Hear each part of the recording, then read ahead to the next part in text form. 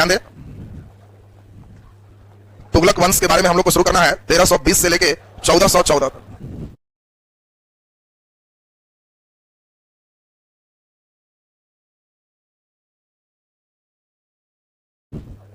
पहला तो एक बहुत इंपॉर्टेंट ऑब्जेक्टिव आपको डेट से ही बन गया, डेट नहीं पूछेगा लेकिन आपसे पूछेगा कि सल्तनत काल में सबसे अधिक लंबे समय तक किस वंश का शासन रहा। तो तुगलक वंश आप खुद देख रहे हो कि लगभग 94 वर्ष का इसका शासन, इतना लंबा कोई डायनेस्टी नहीं चला है। तो पहला तो इंपॉर्टेंट ऑब्जेक्टिव हो गया कि सबसे लंबा कार्यकाल इस वंश का रहा। दूसरा, आप सभी लोग गयासुद्दीन तुगलक, और गयासुद्दीन तुगलक के बारे में पिछले क्लास में बातें बता दिए थे, लिखाए नहीं थे। गयासुद्दीन तुगलक ने कई बार मंगोलों के आक्रमण को विफल किया।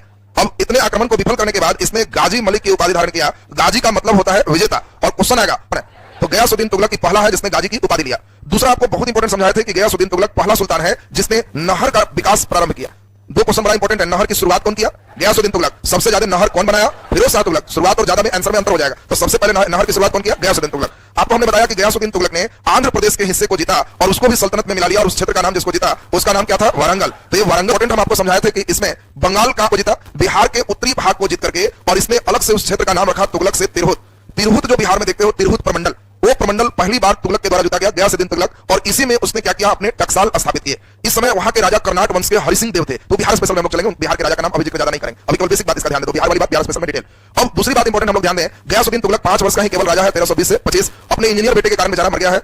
इंजीनियर बेटे थोड़ा ज्यादा पढ़ा लिखा है, एक व्यक्ति का मूर्ख नौकर था, और वो तुम जानते हो मक्खी उसके नाक पर बैठा तो पत्थर लेके नाक तोड़ के ही उसको मार दिया। उसी प्रकार के यहाँ इनके पुत्र हैं जौना खां, और बेटा का नाम क्या है? जौना खां। और इसी समय आपको बताया था एक और कि गयासुद्दीन तुगलक को प्रमुख सूफी संत निजामुद्दीन औलिया और अमीर खुसरो के बारे में हम लोग थोड़ा सा देखेंगे। सबसे अधिक सुल्तानों का कार्यकाल दोनों ने देखा, और इसीलिए उन लोग के बारे में थोड़ा सा अंतिम डिटेल हो जाएगा। अभी हम लोग जरा ध्यान से इस बात को समझें कि इसको निजामुद्दीन औलिया ने कहा था कि हुनूज दिल्ली दुरस्ता, हुनूज दिल्ली दुरस्ता माने हुजूर दिल्ली दूर है, और ये दिल्ली दूर की बात गयासुद्दीन तुगलक ने उसको लिखा था, और तब इसको कौन बोला था?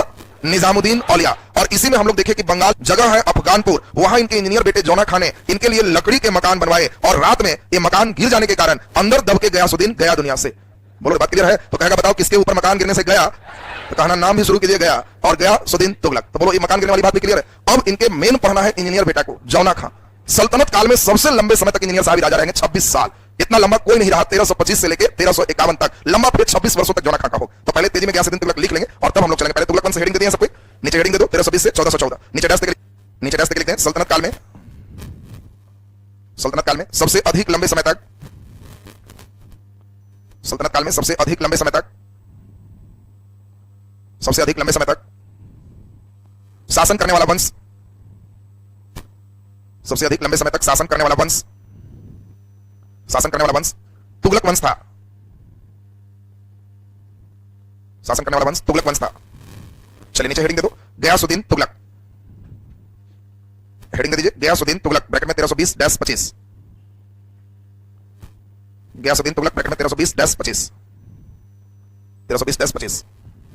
चलिए नीचे अस्तार ला के लिख दीजिए, लिखिए मंगोल आक्रमण को कई बार विफल करने के कारण गयासुद्दीन तुगलक ने गाजी मलिक की उपाधि लिया।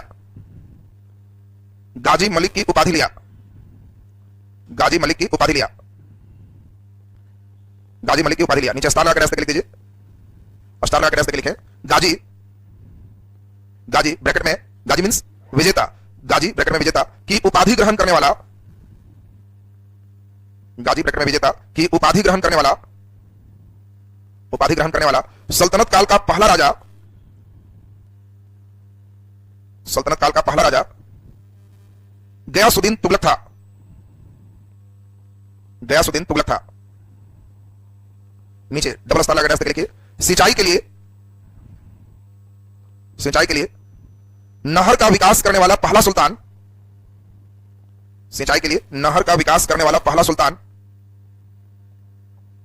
सुल्तान, गयासुद्दीन तुगलक था।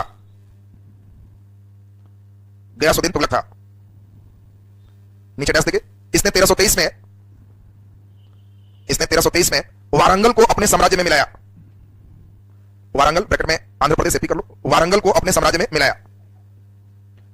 जैसे ही जीतेगा तो मलिकापुर प्रत्यक्ष नियंत्रण नहीं ना है, नहीं समझा? दक्षिण का जितना जीता तो कैसे अलाउद्दीन खिलजी कर रहा था कि राजा हाफ ही रहिए, खाली हमको टैक्स भेज। तो जैसे अलाउद्दीन खिलजी मारा तो तुमको लगता है मुबारक को टैक्स भेजा होगा? बात समझ ना, डायरेक्ट नियंत्रण नहीं था, इसने डायरेक्ट जीत के अपना नियंत्रण में लिया। नीचे डैश देके लिख दीजिए अस्तार लगा के, बहुत इंपॉर्टेंट। गयासुद्दीन तुगलक ने गयासुद्दीन तुगलक ने बंगाल विजय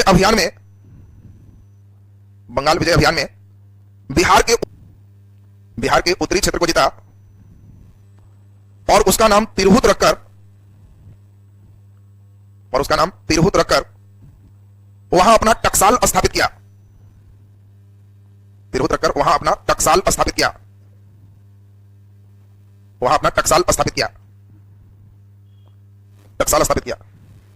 नीचे डैश लिख दीजिए।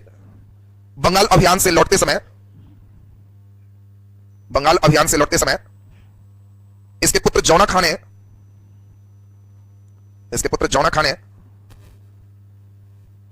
रात्रि विश्राम के लिए अफगानपुर में लकड़ी का भवन बनवाया। उसी में 1325 ईस्वी में भवन गिर जाने के कारण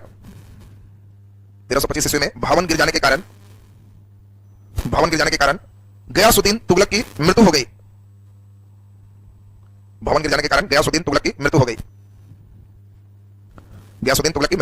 नीचे डैश लिख दीजिए।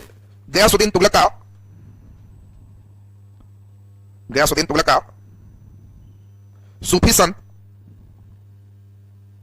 संत शेख निजामुद्दीन औलिया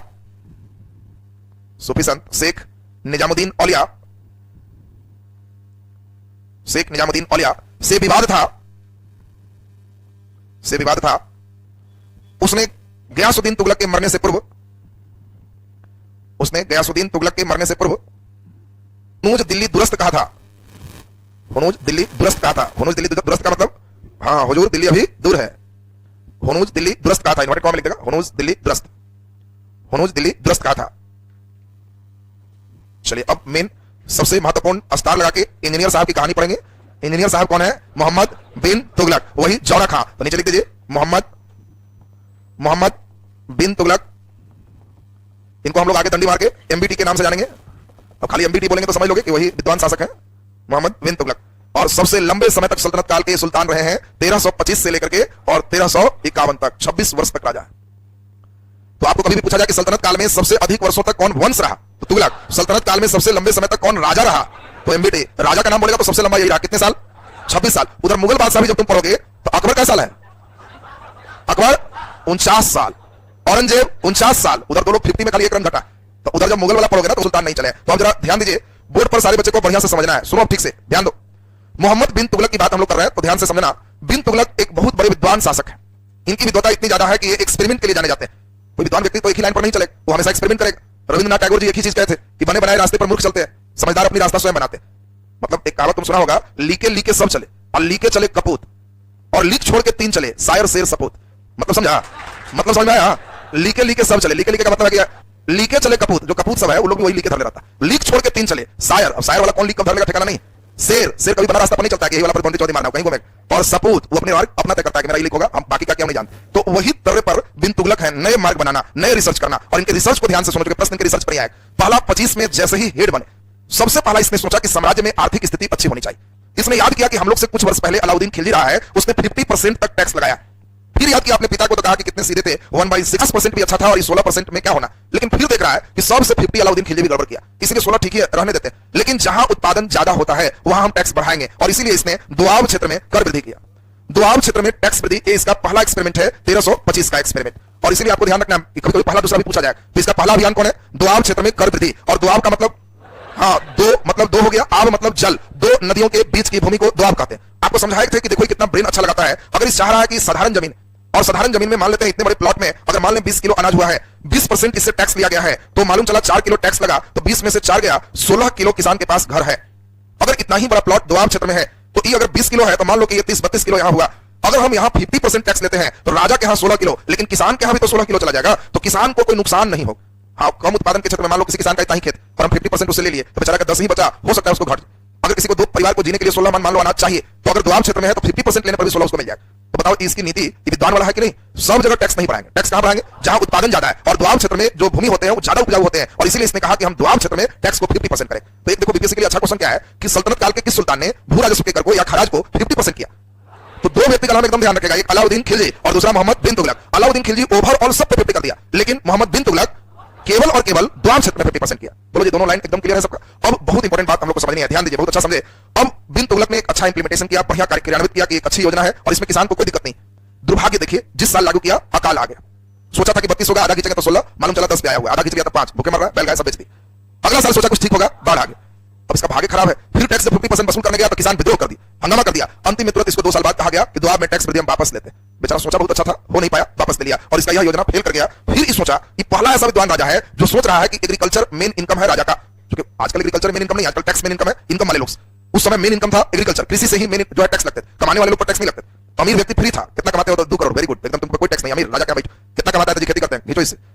उस समय टैक्स गरीबों से लगते थे। और यही चीज जो देख रहे हो, इसने कहा कि जब टैक्स हमारे किसान दे रहे हैं तो उनके लिए हम एक रिसर्च सेंटर बनाए, कृषि विभाग बनाए। और कृषि विभाग का नाम आपको बताए थे दीवान ए कोही। ये बहुत इंपॉर्टेंट है, आपको समझा भी दिए थे, कोही को कोठी दिमाग में सेट रखना। कभी भी पूछेगा दीवान ए कोही कौन विभाग है? कृषि विभाग। और इस विभाग की स्थापना कौन किया? मोहम्मद बिन तुगलक। और इसके प्रधान कौन होते थे? अमीर ए कोही। अमीर ए कोही दीवान ए कोही के प्रधान होते थे। अगर तुमसे कहेगा अमीर ए कोही तो कहना कृषि विभाग के प्रधान, दीवान ए कोही तो कृषि विभाग। और इस विभाग में कैसे खेतों में किसानों को कैसे ऋण मिलेगा, इसके लिए मोहम्मद बिन तुगलक ने बहुत सारा राशि अलॉट किया। दुर्भाग्य देखिए, सोचा तो बहुत बढ़िया था, लेकिन इसके जो अधिकारी थे उस सब पैसा को खा पी के इतना नुकसान पहुंचाए कि कुल जो दिया था दान, सोचा था कि कम से कम उतना निकल जाए, हजरामा भाग भी नहीं निकला। मैंने 2000 रुपया दिया तो 2 रुपया भी नहीं आया। हजरामा भाग का मतलब समझ ही रहे होगे। तो इतना फ्लॉप हुआ कि बेचारे को दीवाने को ही बंद करना पड़ा। तो देखिए एग्रीकल्चर के लिए 25 में तो बेचारे बहुत अच्छा सोचे, सब फ्लॉप हो गए। और तब आपको हमने बताया इनकी दूसरी योजना भी आप सुने थे, और दूसरी योजना थी राजधानी परिवर्तन। याद है सबको? और तुगलकी प्रमाण आपको याद है, अगले ही साल जैसे ही बिन तुगलक को 13 का पहाड़ा पड़ रहा था, 13 दूनी 26, तो चलो दिल्ली से दौलताबाद। डेट भी एकदम क्लियर करना है, जब कहेंगे दिल्ली से दौलताबाद करना 13 दूनी 26, 13 दूनी 26। और ये देखो यहाँ कौन है? दिल्ली, और यहाँ कौन है? दौलताबाद। और यही देखिए इसने दौलताबाद देवगिरी महाराष्ट्र में था। दक्षिण में मुस्लिम कल्चर नहीं के बराबर थे, क्योंकि अलाउद्दीन खिलजी पहला राजा था जो दक्षिण विजय किया।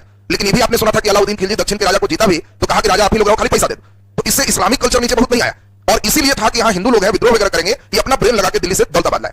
लेकिन फिर इसको लगने लगा कि दौलताबाद ठीक नहीं है, और 1335 में पुनः इसने कहा कि दौलताबाद से कहां चलो? दिल्ली। और बिन तुगलक जैसे ही दौलताबाद से दिल्ली गया तो नीचे हिंदू एक साम्राज्य है, और वो 1336 ईस्वी में कहा कि हम स्वतंत्र हो गए, कोई पैसा नहीं देंगे, दिल्ली गया तो रहो, हम अलग हो गए। और यही आपका नाम है विजयनगर साम्राज्य। हम लोग को डिटेल पढ़ना होगा। हरिहर और बुक्का 2 भाई हैं जो विजयनगर साम्राज्य की स्थापना किए। पहाड़ा याद रखो, 13 दूनी 26 तो दिल्ली से दौलताबाद, और 13 दूनी 36 तो विजयनगर साम्राज्य। होता नहीं है, लेकिन पहाड़ा सेट रखना। अब किसी को 13 दूनी 36 यही जानता है, कहना इतिहास के पहाड़ा विजयनगर साम्राज्य की स्थापना। बोलो दोनों डेट क्लियर है सबका? विजयनगर वाला प्राय डेट पूछता है तो हम जान के यहाँ पर उल्टी पहाड़ा सुनाते हैं, तो ये डेट दिमाग में रहता है। 13 दूनी 26 तो दिल्ली से दौलताबाद, 13 दूनी 36 विजयनगर साम्राज्य की स्थापना कौन किया? हरिहर और बुक्का ने। और ये जो देख रहे हो इन पर डिटेल विजयनगर देखेंगे। धीरे धीरे इसी के समय देखोगे 47 आते आते मुस्लिम साम्राज्य की भी स्थापना यहाँ होगी हसन गंगू के द्वारा, और वो साम्राज्य का नाम क्या होगा? बहमनी साम्राज्य। यानी बिन तुगलक के जीते जी दक्षिण पूरे हाथ से चला गया। बात समझिए, ये बहमनी साम्राज्य और विजयनगर साम्राज्य से दक्षिण का पार्ट लगभग समाप्त हो गया। तो इनका दूसरा जो मेन एक्सपेरिमेंट था राजधानी परिवर्तन, वो रहा कि खत्म हो गया, खत्म हो। तीसरे बेचारे का चलते हैं। तीसरा बहुत दिमाग लगाया कि फेल हुए तो हुए, अब एकदम हाई फाई मॉडल लगाए। इतना पैसा आना चाहिए खजाना में कि जो चाहेंगे कर लेंगे। और उस समय चांदी के सिक्का चलते थे। अभी बैठ के दिमाग का तो बहुत तेज था, इंजीनियर थे। और इसीलिए इसने तीसरा एक्सपेरिमेंट किया, सांकेतिक मुद्रा। बात समझो, तीसरा इसका बहुत अच्छा एक्सपेरिमेंट है, क्योंकि इस एक्सपेरिमेंट से चीन के कुबलई खां बहुत मजबूत हो गया था। और कुबलई खां को देख के इसने एक्सपेरिमेंट किया। पहले होते क्या थे, बातों को समझना। पहले सिक्का बनवाते थे, जितना बनाने का कॉस्ट है उतना ही सिक्का पर लिखा जाता था। जैसे चांदी का एक सिक्का है, अगर इसको बनाने में 500 रुपए का खर्च है तो इस पर 500 लिखा जाएगा। सोना का एक सिक्का है, बनाने में 5000 का खर्च है तो इस पर 5000 लिखा जाएगा। जो बनाने का कॉस्ट है वो लिखा जाएगा। फायदा, इससे कोई व्यक्ति डुप्लीकेट नहीं करता था। क्यों करेगा डुप्लीकेट? बनाने के खर्चे 5000 है तो 5000 बनाने ही में लग जाएगा, तो लिखेंगे भी तो फायदा क्या होगा? इसको बनाने का खर्च 500 है और 500 ही लिखाएगा तो फायदा नहीं। तो पहले देखो यही मॉड्यूल था, जितने मूल्य का निर्माण उतने उस पर दाम। पहली बार कुबलई खां एक दिमाग लगाया जिसको सांकेतिक मुद्रा कहते हैं। सांकेतिक माने संकेत है, जैसे केमिस्ट्री में ऑक्सीजन के O, उसी प्रकार संकेत है कि इसमें नोट में 2000 संकेत है, बनाने में हो सकता है 20 रुपया लग। अब भारत सरकार को बनाने में खर्चा कितना है? 20, लिख दिया कितना? 2000, बाकी पैसा तो बचा, बनाने का कुछ दिन लोग हुआ। इस तरह के मुद्रा को सांकेतिक मुद्रा कहते हैं। और पहली बार कागज के सांकेतिक मुद्रा चीन के कुबलई खां ने चलाया और हिट हो गई। और कुबलई खां जब ऐसा सांकेतिक मुद्रा कागज का चलाया तो उसके खजाना में काफी धन भर गया, क्योंकि चांदी के सिक्का सोना का सिक्का। कुबलई खां अनाउंस किया कि सोना चांदी के सिक्का नहीं चलेगा, कागज वाला चलेगा। सोना चांदी जमा करो, बदले में उतना कागज वाला ले जाओ। तो उसके खजाना में सोना चांदी भर गया, कागज वाला सबको दे दिया। और सोना चांदी का वैश्विक डिमांड था। कई मूर्ख सोचता है कि सोना चांदी क्या करेगा, तुम्हारे यहाँ 10 किलो सोना हो जाएगा तो कौन दुख हो? अरे लाभ ही ना होना है, कुछ नहीं होगा, कहेगा 1 किलो सोना बेच दिया 1 करोड़ रुपया, चलो बहुत बढ़िया ही हो गया। तो सोना चांदी भी तो एक तरह का है, उसका मार्केट रेट है। तो उसी प्रकार कुबलई खां का आइडिया जब देखा, बिन तुगलक बड़ा प्रसन्न हो, कहा कि तब हम भी यही करेंगे, ग्रेट आइडिया।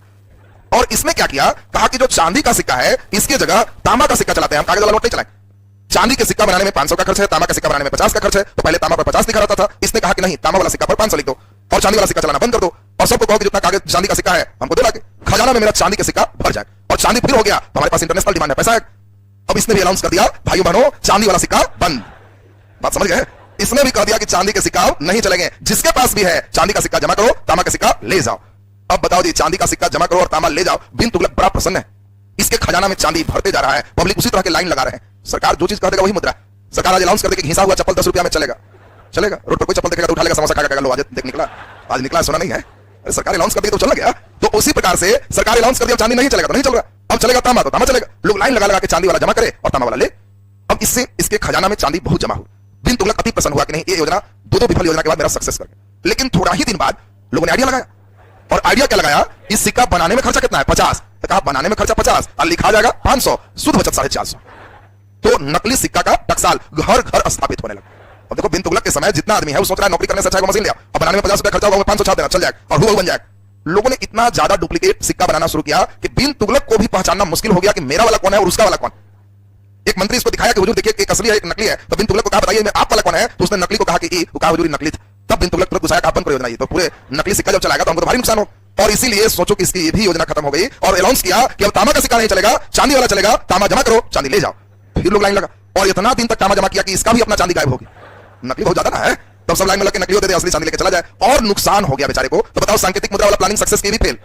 चौथा बड़ा हिम्मत किया भाई, बात समझ लो, बड़ा हिम्मती व्यक्ति है। दूसरा व्यक्ति का एक आध योजना फेल होगा तो सीधे गिर जाए। और बिन तुगलक देख रहा हो कि एकदम बेचारा द्वार में टैक्स वृद्धि फेल, राजधानी परिवर्तन बहुत फेल, सांकेतिक मुद्रा फिर फेल। अब इसका वर्क फेल नहीं करेगा। भयंकर योजना है खुरासान अभियान और कराची अभियान। खुरासान और कराची इसका बहुत महत्वाकांक्षी योजना है। अब देखिए इसकी योजना क्या, पहले प्लानिंग समझो। प्लानिंग समझोगे तो समझोगे कि नहीं कितना हाई फाई स्टैंडर्ड दिमाग का व्यक्ति। इसका सिंध क्षेत्र तक यहां तक कब्जा था। आप पहले पढ़े हो, याद होगा, गजनी क्षेत्र, याद है सब? गजनी साम्राज्य का पतन हो गया था और फिर गोर साम्राज्य आया। धीरे धीरे आप लोग देखें कि उसका भी पतन हो गया और तब इस साइड में मध्य हिस्से से हम लोग देखें कि लगातार मंगोल का आक्रमण हो रहा है। इसके समय लास्ट मंगोल आक्रमण होगा, क्योंकि मंगोल भी कमजोर पड़। इसलिए तो क्वेश्चन बड़ा इंपॉर्टेंट आता है कि पहली बार मंगोल भारत में इन किया लेकिन हमला नहीं किया, किसके समय? इल्तुतमिश के समय। याद होगा, मंग बर्नी का पीछा करते हुए आया था, याद आ गया? पहली बार मंगोल आक्रमण किसके समय? बहराम शाह, याद है सबको? और फिर क्वेश्चन, अंतिम बार मंगोल आक्रमण किसके समय? तो मोहम्मद बिन तुगलक। इस समय मंगोल का हेड है तर्माशिरीन, और तर्माशिरीन अंतिम बार मंगोल आक्रमण किया। मंगोल भी अभी यहां से खत्म है और मंगोल के लगभग लास्ट के फेज में ये पूरा इधर का क्षेत्र कमजोर पड़ गया। गोर और गजनी का एक अफगानिस्तान के बाद बहुत बड़ा हिस्सा में इसको मालूम चला मोहम्मद बिन तुगलक को कि एकदम कमजोर राजा है। इसको इतना पता है कि अगर हम 1.5 लाख सेना लेके हमला कर दें तो पूरा क्षेत्र हमारा हो जाए और एक बड़ा क्षेत्र पर मेरा साम्राज्य स्थापित होगा। लेकिन सवाल है 1.5 लाख सेना जुटाना, वो भी बड़ा टफ काम, उतने लंबे अभियान के लिए ले जाना। तो इसने सोच लिया कि हमको ही करना है, साम्राज्य उधर बढ़ा देना है। 1.5-2 लाख सेना लगेगा, कोई बात नहीं, लेकिन साम्राज्य मेरा बहुत बढ़ जाए। तो इसने एक अनाउंसमेंट किया कि ऐसे सेना बहाली नहीं होगा, हम 1.5 लाख चाहिए तो 2,70,000 सेना बहाल करेंगे। जीत लेना है, मतलब खुरासान जीत लेना। अब इतना सेना आएगा कैसे? तो इसने अनाउंस किया 1 वर्ष का एडवांस पेमेंट। ऐसा राजा कम था, बाकी लोग लड़वा करके और खून समेत कुछ हिस्सा देता, और ये पहला जो कर रहा है 1 साल का एडवांस पेमेंट। घर में पैसा दे दो, चलो लड़ने, परिवार वाला उसमें आराम से एंजॉय करेगा, तुम उधर लड़ते रहो। अब देखिए, जिनकी आर्थिक स्थिति खराब है बेचारे 1 वर्ष के पेमेंट पे तैयार हो। अब इस साल भर के पेमेंट एडवांस का जो योजना लाया, इससे इसका खजाना पर तो दबाव पड़ा, लेकिन फायदा हुआ कि देखते देखते 2,70,000 सेना बहाल हो। पूरा सेना भी बहाल करके फॉर्म में है कि हमें अब खुरासान पर हमला करना है। जब तक की तैयारी किया 5-6 महीना इसको लग गया सेना बहाल करने में, तब तक दूसरे मजबूत वर्ग आके खुरासान जीत गए। अब ये देखा कि वहां जाएंगे तो पूरा सेना हमारा भट्टा बैठ जाएगा, हम जीत नहीं पाएंगे, वो मजबूत हो गया। तो एडवांस पेमेंट ऐसी बर्बाद चला गया, सेना को भंग करना पड़ गया। तो ये विद्वान व्यक्ति हमारे जोना खां की स्थिति समझ रहे हो? तो पहले बताएं कि चारों अभियान तो क्लियर है, फिर हिम्मत की कराची अभियान। हिम्मत आने वाला नहीं है ये कराची अभियान, लेकिन अब कहा कि जो हो जाएगा हम देख लेंगे। 1 लाख सेना कराची के लिए भेज दिया, तिब्बत में लाख सेना भेजा, और उस समय भेजा जब ठंड का मौसम आया और तिब्बत में ठंड बड़ा भयंकर पड़ती थी। भारतीय सेना उतने ठंड नहीं सह पाए, लाख में लगभग 70-80,000 ठंडा से मार के मर गया, 10,000 वापस आया। तो मिला जुला के इतने विद्वान शासक हैं कि बेचारे ने जो छुआ सोना भी छुआ तो मट्टी हो गया। एक भी योजना इनको सफल नहीं हुआ, और इसीलिए अभी इनकी बातों को सुनोगे तो तुम्हें आश्चर्य होगा। अब बार बार बताओ, पब्लिक खुश है कि तबाह है? तबाह है, ये भी तबाह है। पब्लिक खाली नहीं तबाह, ये भी तबाह है कि पब्लिक बहुत बदमाश है, सिक्का लाया तो डुप्लीकेट बना दिया, दोनों तबाह। और इसीलिए जब यह 1351 में सिंध के थट्टा में मरेगा तो एक इतिहासकार है बदायूनी ने लिखा कि आज राजा को प्रजा से और प्रजा को राजा से मुक्ति मिल गई। दोनों फ्री हो गया, दोनों तबाह था। प्रजा तबाह था, कैसा राजा मिलल है, और राजा तबाह है, कैसा प्रजा मिलल। तो आज दोनों भाई फ्री हो गया। तो देखिए, बड़ा स्टेटमेंट अच्छा है। पूछा जाएगा किसके लिए कहा गया कि राजा को प्रजा से और प्रजा को राजा से मुक्ति मिल गई? मोहम्मद बिन तुगलक। किसने कहा था? बदायूनी ने। तो अब तो बताएंगे स्टेटमेंट भी क्लियर हो गया। थोड़ा सा इसमें हम लोग और डिटेल चलेंगे, पहले इनकी अभियान को चले। चलिए, मोहम्मद बिन तुगलक हेडिंग दे दिया सबको। इसलिए बिन तुगलक को कुछ इतिहासकार पगला सुल्तान कहते हैं। बात समझो, इनका सब योजना पहले पगला कहा जाएगा। अब मेन से पूछेगा बिन तुगलक पगला सुल्तान था कैसे, तो नहीं लिखना है ना कि पगला था। अब कहता है ये सब होगा। कहना है इतिहासकार का कुछ वर्ग जो बिन तुगलक के ज्यादा अगेंस्ट है, वो लोग उसे पागल सुल्तान कहते हैं। वो पागल नहीं था, उसकी योजनाएं बहुत अच्छी थी और वक्त से कुछ आगे की योजना होने के कारण पूर्णतः सफल नहीं हो। ये थोड़ा हाई लेवल का सोचा रहे। आज भी नोट सांकेतिक चल रहा है ना, कितना पहले सोच लिया था, फेल हो गया। इधर सोच रहा था तो ठीक होता है। गांव में कुछ आदमी बिन तुगलक टाइप का होता है, रोड किनारे जमीन है गांव में, अब पूरा खर्चा करके शटर उटर 18 को दुकान बना देगा। अब सारे कहीं दुकान नहीं लगा, शटर सब जगह आके खत्म हो गया। जब ऐसा घर देखना कि हाई फाई लगाया है और कुछ नहीं, सब बर्बाद हो रहा है, गाना एमबीटी यहाँ भी है। ये एमबीटी से दर्शन हो गया ना, उसने सोचा बहुत अच्छा है, दुकान लगेगा, शटर लगेगा, अच्छी बात है, लेकिन वक्त से आगे सोच लिया। ऐसा 100 साल बाद होगा और ये पूंजी लगा के बर्बाद कर दी। तो वही चीज हमारे बिन तुगलक का है, वक्त से आगे। तो चलिए हम लोग लिखे इसमें मोहम्मद बिन तुगलक, नीचे रास्ते लिखे हैं एमबीटी का मूल नाम, एमबीटी का मूल नाम मोहम्मद बिन तुगलक। वो तो फुल नाम है, मूल नाम फुल नाम पता नहीं चलता है। एमबीटी का मूल नाम बोलो क्या है? जौना खा था। ये लोग मूल नाम के फुल नाम समझ लेता है। एमबीटी का मूल नाम जौना खा था, जौना खा था। चलिए नीचे स्थान लगा के लिखिए मोहम्मद एमबीटी के द्वारा, एमबीटी के द्वारा, एमबीटी के द्वारा किए गए कार्य योजना, एमबीटी के द्वारा किए गए कार्य योजना। चलिए नीचे फर्स्ट नंबर हेडिंग दे दो, द्वाब में कर वृद्धि,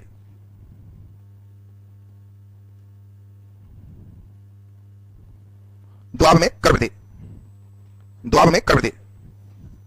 चलिए नीचे डैश देख लिखो एमबीटी शासक बनने के बाद,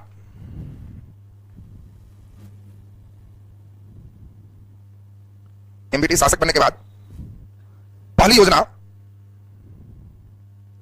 पहली योजना द्वाब में कर वृद्धि का रखा, पहली योजना द्वाब में कर वृद्धि का रखा। नीचे डैश देख लिखो दो नदियों के बीच का भाग, दो नदियों के बीच का भाग द्वाब क्षेत्र कहलाता है, द्वाब क्षेत्र कहलाता है, जहां उत्पादन अधिक होते हैं, जहां उत्पादन अधिक होते हैं, उत्पादन अधिक होते हैं। नीचे डैश लिखो 1325 ईस्वी में,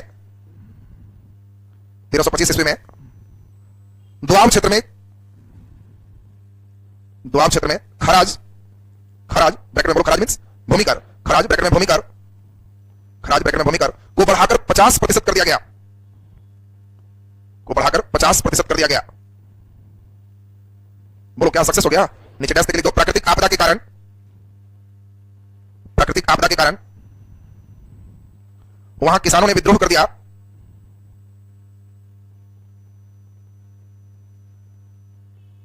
वहां किसानों ने विद्रोह कर दिया, वहां किसानों ने विद्रोह कर दिया, जिसे जिसे इस योजना को वापस लेना पड़ा, जिसे इस योजना को वापस लेना पड़ा।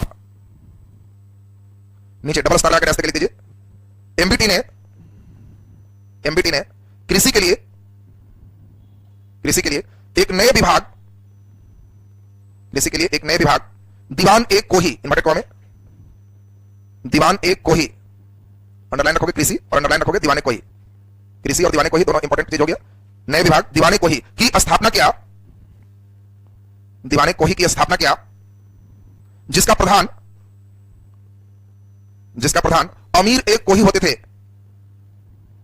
जिसका प्रधान अमीर एक को ही होते थे, अमीर एक को ही होते थे। चलिए नीचे हेडिंग दो राजधानी परिवर्तन, नीचे हेडिंग दे दीजिए राजधानी परिवर्तन, राजधानी परिवर्तन। नीचे डैश लिख दीजिए 1326 ईस्वी में, 1326 ईस्वी में मोहम्मद बिन तुगलक ने, मोहम्मद बिन तुगलक ने अपनी राजधानी को, अपनी राजधानी को दिल्ली से, बोलो कहां? दौलताबाद, दिल्ली से दौलताबाद, दौलताबाद ब्रैकेट में कर लो, दौलताबाद कहां है? महाराष्ट्र। दिल्ली से दौलताबाद ब्रैकेट में महाराष्ट्र लिख दो। पूर्व नाम देवगिरी, दौलताबाद में ही नाम क्या था? देवगिरी। जहां राजा कौन थे? रामचंद्र देव। पूर्व नाम देवगिरी। स्थानांतरित किया, स्थानांतरित किया, स्थानांतरित किया। नीचे डैश लिख दो 1335 में, 1335 में इसने पुनः अपनी राजधानी को, इसने पुनः अपनी राजधानी को दौलताबाद से दिल्ली स्थानांतरित किया, दौलताबाद से दिल्ली स्थानांतरित किया, दौलताबाद से दिल्ली स्थानांतरित किया, स्थानांतरित किया। तो सारे बच्चों को क्लियर हो गया होगा राजधानी पहले दिल्ली से कहां गया? दौलताबाद, फिर दौलताबाद से दिल्ली। ये लाइन तो क्लियर है सबका? इसी बीच ट्रांसफर होने से दो डेट और इंपॉर्टेंट याद रखना है। 1336 क्या हुआ? दो भाई हरिहर और बुक्का के द्वारा विजयनगर साम्राज्य की स्थापना। 1347 हसन गंगू के द्वारा बहमनी साम्राज्य की स्थापना, और दक्षिण से राजधानी चेंज होने के कारण दक्षिण राज्य स्वतंत्र हो गए। उसी के नीचे डैश लिख दीजिए, नीचे डैश लिखते हैं एमबीटी के समय, एमबीटी के समय दक्षिण भारत के राज्य, दक्षिण भारत के राज्य स्वतंत्र हो गए, स्वतंत्र हो गए। नीचे फर्स्ट नंबर लिख दो 1336 ईस्वी में, नीचे फर्स्ट नंबर देख लीजिए, 1336 ईस्वी में हरिहर और बुक्का के द्वारा, 1336 ईस्वी में हरिहर और बुक्का के द्वारा विजयनगर साम्राज्य की स्थापना की गई। विजयनगर साम्राज्य की स्थापना की गई। विजयनगर साम्राज्य की स्थापना की गई। नीचे सेकंड नंबर देख लिखिए, 1347 ईस्वी में, 1347 ईस्वी में हसन गंगू के द्वारा, हसन गंगू के द्वारा, हसन गंगू के द्वारा बहमनी साम्राज्य की स्थापना की गई। बहमनी साम्राज्य की स्थापना की गई। बहमनी साम्राज्य की स्थापना की गई। बोलो क्लियर है सबका? नीचे तीसरा नंबर देख लीजिए, सांकेतिक मुद्रा का प्रचलन। सांकेतिक मुद्रा का प्रचलन ब्रैकेट में 1329। सांकेतिक मुद्रा का प्रचलन। बताओ क्या सबसे पहले तुगलक ने ही विश्व में सांकेतिक मुद्रा लाया? नहीं, चीन के कुबलई खां। पूछेगा प्रथम सुल्तान जिसने सांकेतिक मुद्रा लाया, तो ये मोहम्मद बिन तुगलक होगा। नीचे डैश लिख दीजिए, डैश लिखो, सर्वप्रथम चीन में,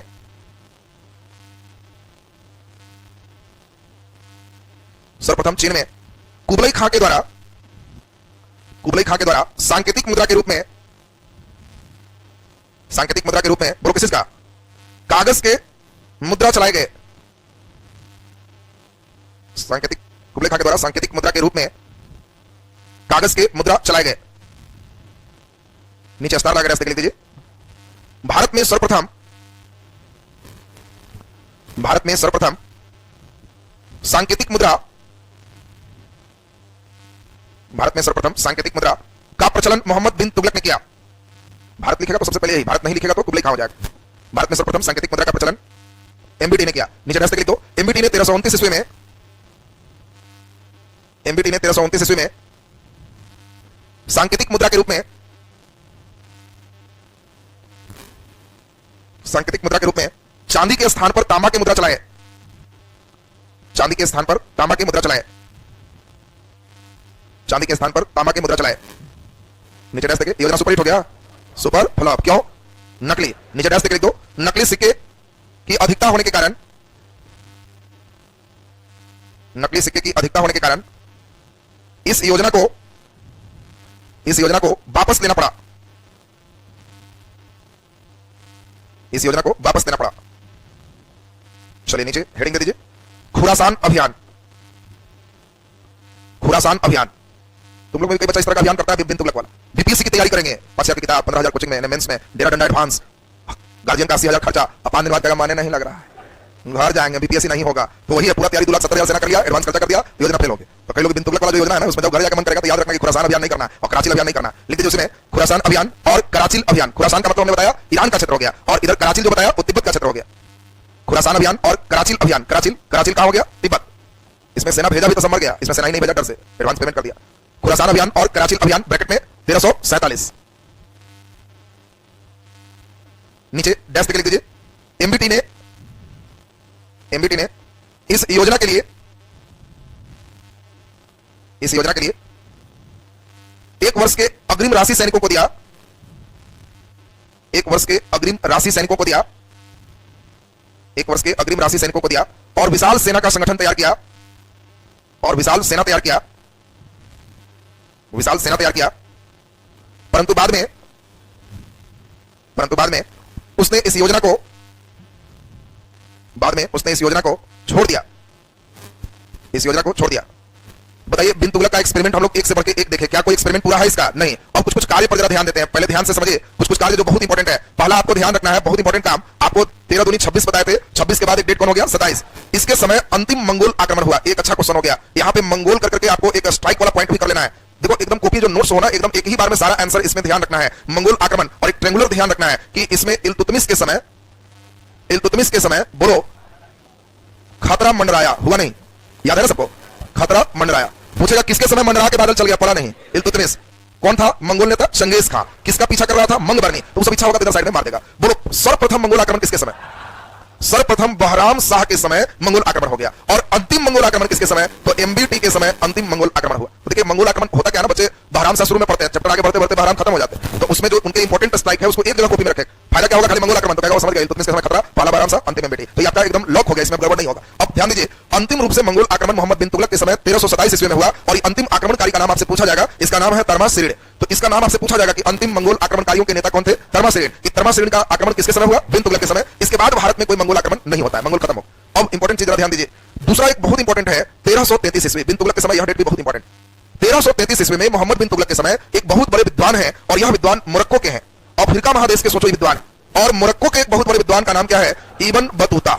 देखो सब दूसरे दूसरे देश के लोग विद्वान आ रहे हैं, ये लोग अपनी किताबों में भारतीय चीज का जिक्र करें, किताबों में यहाँ का चीज देख के बड़ा आश्चर्य किए। कई व्यक्ति सब विदेशी जो आए लिखे कि भारत में एक ऐसा फल है जो आदमी के खोपड़ी जैसा लगता है। कौन फल है, नारियल। हमारे तरह दूसरा तीसरा जा रहा है, ये लोग तो अपने देश वाला नहीं समझ रहा है, उसका मोरक्को वाला का समझेगा। तो नारियल के बारे में कहा कि आदमी के खोपड़ी जैसा लग रहा है, और यह फल बाहर से अत्यंत कठोर लेकिन अंदर से बहुत मुलायम था, तो इसका मतलब नारियल। पहली बार पान खाते देखा तो अपनी किताब में लिखा कि भारत में एक पत्ता है, लोग चबाते हैं और मुंह लाल हो जाते हैं। अब उसके लिए एकदम नया था जो इंडियन कल्चर उसने देखा है। सती प्रथा का भी लोग उल्लेख कर रहे हैं, ये कह रहा है कि हम पहली बार देखे कि किसी को जिंदा जलाया गया तो हम तो बेहोश हो गए, फिर हमको ध्यान नहीं, टांग के लोग ले गया। अब देखिए ये लोग अपनी बात जो किताबों में लिखे हैं उससे भारतीय तत्कालीन स्थिति पर पूरा प्रकाश पड़ता है कि क्या स्थिति सामाजिक आर्थिक हमारी रही। तो इब्न बतूता के जो प्रमुख पुस्तक है, इस पुस्तक का नाम है रेहला। तो दोनों आपका अच्छा क्वेश्चन है, रेहला पुस्तक कौन लिखे, इब्न बतूता। अच्छा प्रश्न है, इब्न बतूता किसके दरबार में आए, मोहम्मद बिन तुगलक, और बिन तुगलक ने इब्न बतूता को दिल्ली का काजी नियुक्त किया। काजी माने जज है, तो चूंकि विद्वान था इसको दिल्ली का जज बनाया, और बाद में इतने विद्वान थे कि इसको चीन के दरबार में अपना दूत बना के भेजा कि हमारे दूत ने चीन में जाकर हमारे संदेश को पहुंचाओ। तो इब्न बतूता से आपको इतने क्वेश्चन बिन तुगलक में पूछे जाएंगे। बोलो लाइन स्पष्ट है सबका। अब बिन तुगलक के बारे में पहले दोनों लिख लें, फिर थोड़ा सा हम लोग और देख लेंगे। तो नीचे हेडिंग छोटा सा दे दो, मंगोल आक्रमण, हेडिंग छोटा सा दे दीजिए, मंगोल आक्रमण, मंगोल आक्रमण। नीचे डैश लिख दीजिए, तीनों लिखा देंगे, एक ही से हो जाएगा, तीनों करते हैं एक, तीनों में अपना ध्यान रखना कि चाहे लिख दो, तीनों ही कर लो, एक बार हो जाएगा। लिख दीजिए, भारत पर सर्वप्रथम मंगोल आक्रमण का खतरा, भारत पर सर्वप्रथम मंगोल आक्रमण का खतरा, मंगोल आक्रमण का खतरा, खतरा मोहम्मद बिन तुगलक के समय हुआ। लिख रहा है वही हम चेक कर रहे हैं, वही चेक कर रहे हैं कि बिन तुगलक पहुंचाता है कि नहीं लोग। इल्तुतमिश के समय हुआ, कई लोग बिन तुगलक ठका दिया इन लोग।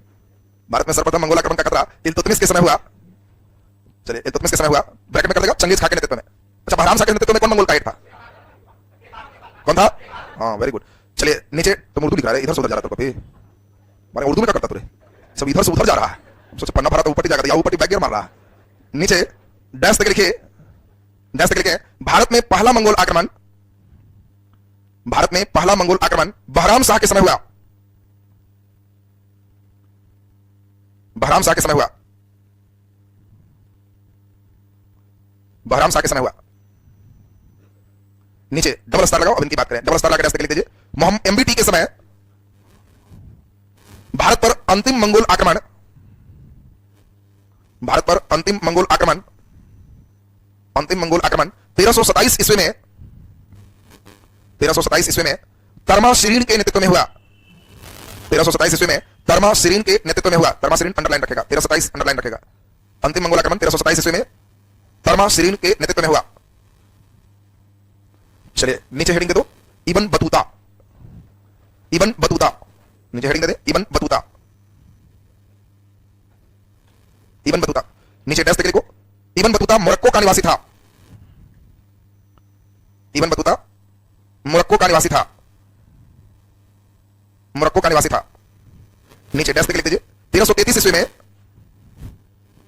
1333 ईस्वी में इब्न बतूता,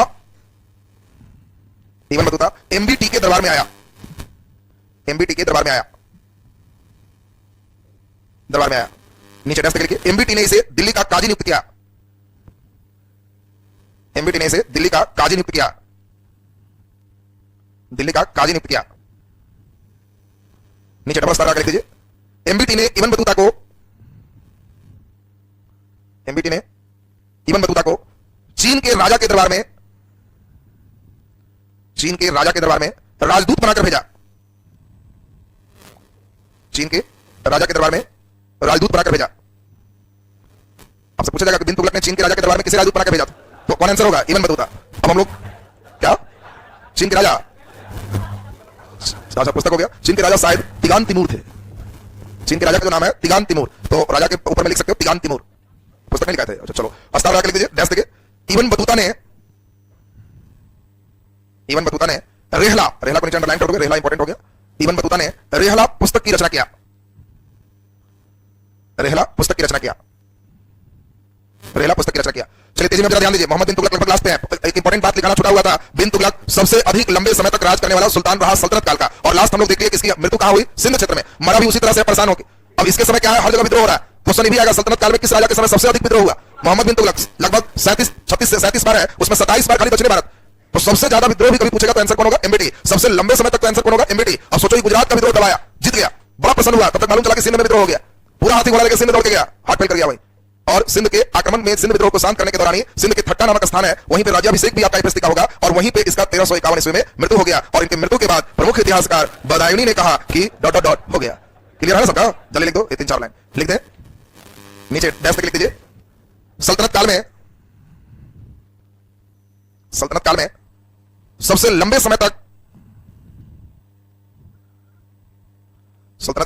समय तक एमबीटी सुल्तान रहा। सबसे लंबे समय तक एमबीटी सुल्तान रहा। नीचे डैश तक लिख दीजिए। सल्तनत काल में सबसे अधिक विद्रोह एमबीटी के शासनकाल में हुआ। सबसे अधिक विद्रोह एमबीटी के शासनकाल में हुआ। अब संख्या 35-36 का जरूरत नहीं है, आपको सीधा फ्लैट पूछेगा सबसे ज्यादा विद्रोह एमबीटी। नीचे स्टार लगा के डैश तक लिखिए। सिंध विद्रोह के दबाने के समय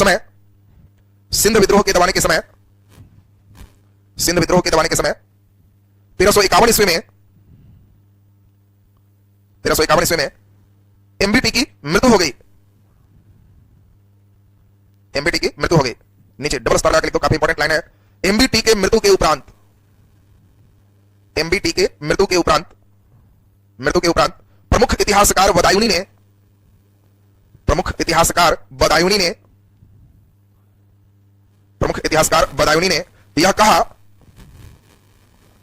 ने यह कहा कि इन्वर्टेड कॉमा में आज राजा को प्रजा और प्रजा को राजा से मुक्ति मिल गया। आप लोग को भी मुक्ति मिल गया एमबीटी से। नीचे हेडिंग दीजिए फिरोज शाह तुगलक। चला सर यार लिख जल्दी आगे, तो अनुमान करता है कि लगता है हो गया हम लोग का। हेडिंग दो फिरोज शाह तुगलक ब्रैकेट में एफएसटी। इस एफएसटी करने से लीड बचेगा, जगह बचेगा। इतना फिरोज और शाह तुगलक लीडर बर्बाद हो जाएगा। एफएसटी बस हो गया, एमबीटी बस हो गया। वो एफएसटी मतलब समझ गए? फिरोज शाह तुगलक 1351 से लेकर 1388 तक। एफएसटी 1351 से 1388 तक। यहां से अगले दिन हम लोग चलेंगे। कल आपका तुगलक डायनेस्टी पूरा कंप्लीट हो जाएगा और तुगलक के बाद सैयद भी छोटा है, उसको कल निकाल लेंगे। तो कल हम लोग का क्लास इससे आगे, आज का क्लास आपका यहीं तक।